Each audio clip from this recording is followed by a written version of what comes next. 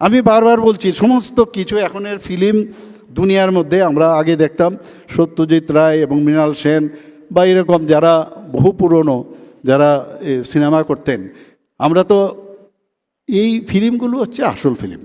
মানে এখন তো হিন্দি সিনেমার মধ্যে বা এক জায়গা থেকে লাফ মারলো, মানে দেখা গেল যদি আপনি লাফ দেন তো আপনি তো হসপিটালে চলে যাবেন। কিন্তু এইগুলো কিন্তু মানে আসলে কিন্তু এগুলো সমাজে দেখা যায় না। সমাজে যা দেখা যায় সেগুলো নিজের যিনি ডিরেকশন দিচ্ছেন সেইগুলো যা স্ক্রিপ্ট রাইটার, এখানে উনি যে প্রাইজটা পেয়েছেন বা ওনাকে যেভাবে সম্মান দিল যে লাপাতা লেডি, সেটা কিন্তু বিহারের কিছু নিয়েছে, পান খাচ্ছে বসে বসে, এইগুলোই দেখছে সমাজের।